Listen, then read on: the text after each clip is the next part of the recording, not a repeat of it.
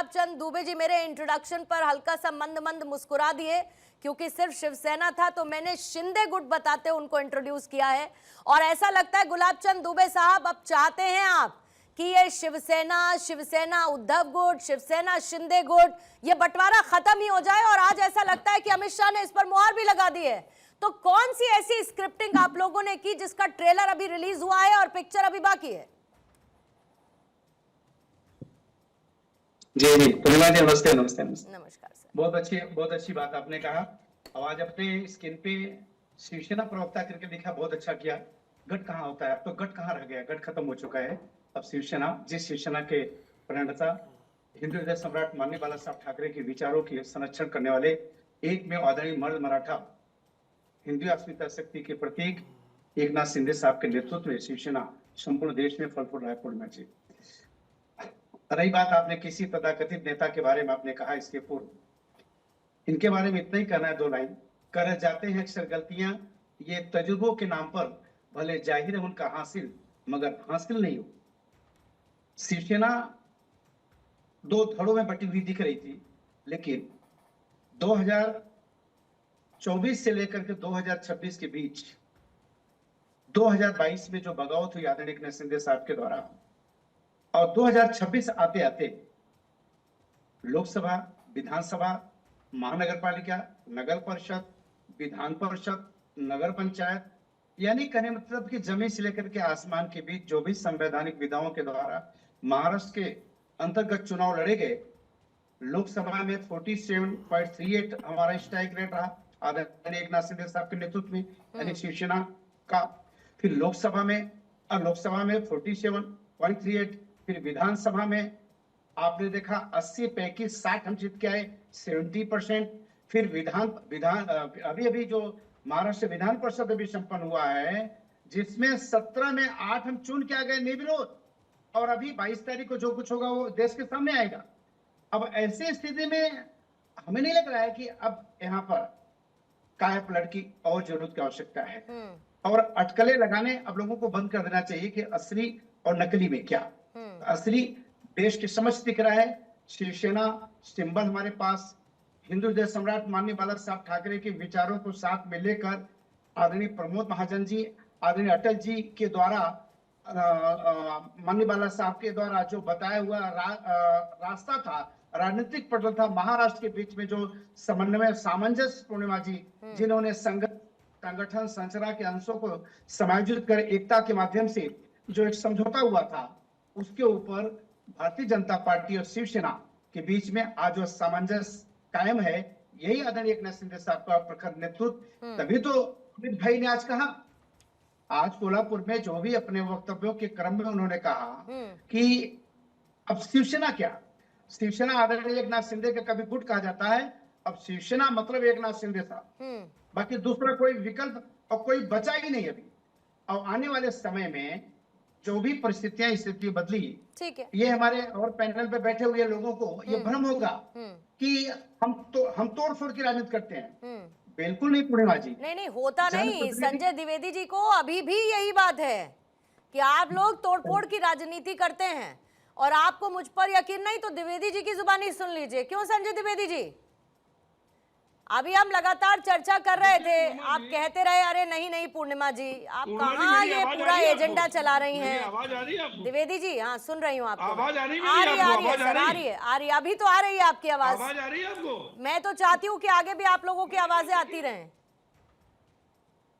आप कह रहे थे कहाँ पूर्णिमा जी आप एजेंडा चला रही हैं, कहाँ कोई टूट है। आपकी आवाज मुझे कम आ रही, थोड़ा मेरा ठीक है। अरे आपकी आवाज जनता को नहीं आ रही है, पूर्णिमा जी को छोड़िए, बहुत जनता तक नहीं पहुंच पा रही आपकी आवाज संजय भाई।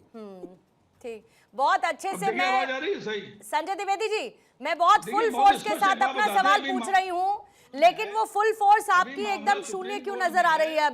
अभी इस पर निर्णय नहीं आया है। एक निर्णय जरूर आया था जिसमें मुख्यमंत्री से इस्तीफा दे दिया था उद्धव ठाकरे जी ने, इसलिए सुप्रीम कोर्ट ने उनको दोबारा मुख्यमंत्री नहीं बनाया। पहली बात ये हो गई। दूसरी बात है कि 2.5 साल तक एकनाथ शिंदे जो जी हैं वो सरकार में शामिल क्यों रहे?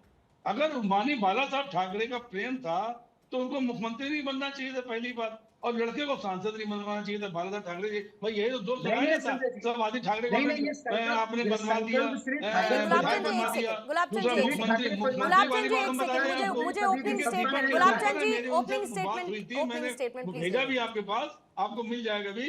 उसमें उन्होंने क्लियर कट कहा कि 2019 में शिंदे जी को उद्धव ठाकरे ने मुख्यमंत्री के लिए चुना, नाम दिया था, लेकिन लोग तैयार नहीं हुए, शरद पवार जी और बाकी लोग तैयार नहीं हुए, इसलिए इनको मजबूरी बनना। पहली बात ये हो गई।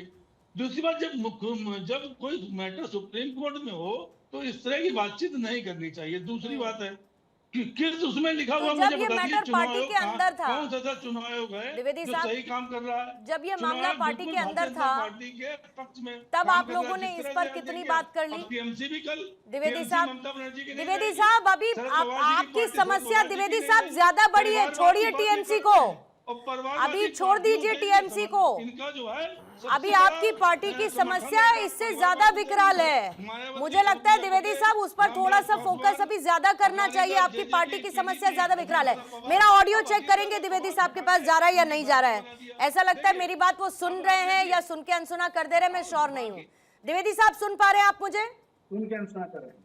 आपके बातों का जवाब उनके पास नहीं है पूर्णिमा हाँ। जी। द्विवेदी साहब, आपको अगर जाना था तो 2.5 साल तक आपने क्यों इंतजार किया? तो मुख्यमंत्री पद चूंकि आपको नहीं, उसमें ऑफर नहीं हुआ था, 50 ठोके नहीं हुए थे, और सीबीसीआईडी और ईडी आपके पीछे नहीं पड़ी थी। जब आपके पीछे पड़ी तब आपको याद आ गया साहब का विरासत, साहब का बच्चन साहब की वो दुनिया कौन हिंदुत्व वाली बात क्या उद्धव ठाकरे नहीं करते हैं? क्या नहीं करते बताइए? कितने बार राम मंदिर गए और राम मंदिर के मुद्दा उठाया, हम उसमें गए। जो दिल से होता है ना, राष्ट्रप्रेम दिल से होता है। अरे तो ये उन लोगों को बताइए ना जो नाराज होकर शिंदे गुट को समर्थन दे रहे हैं, उन लोगों को बता नहीं पा रहे आप। शेर था सिर्फ मानी बालासाहेब ठाकरे। द्विवेदी साहब, ये विरोधाभास नहीं चलेगा। अपनी बात द्विवेदी साहब, ये विरोधाभास नहीं चलेगा। मेरी बात आप सुन नहीं रहे हैं। गुलाब चंद साहब जो कह रहे हैं उसको फौरन आप लपक लेते हैं। ये विरोधाभास नहीं चलेगा सर, मुख्यमंत्री बन गए तो ये विरोधाभास नहीं चलेगा। राजीव जी हैं तो मुझे कंफर्म कीजिएगा। कौन गद्दारी कौन कर रहा है ये आप सोचिए मेरी बात। मैं ये नहीं कह रहा हूँ नहीं, मैं शेर उसे कहते हैं जो अपनी बात को मनवाए। आज एकनाथ शिंदे की भारतीय जनता पार्टी में कौन सी बात मानी जा रही है? और जब ईडी सीबीआई सब इनके पास है तो चाहे शरद पवार की पार्टी, फिर मैं वही सवाल दोहरा रही हूँ कि कब तक दूसरों पर दोषारोपण करते रहिएगा? कब तक दूसरों पर दोषारोपण करते रहिएगा? अपने लोगों को संभाल कर रख नहीं पा रहे और हमेशा ब्लेम गेम, ये ब्लेम गेम की राजनीति बड़ी खराब है।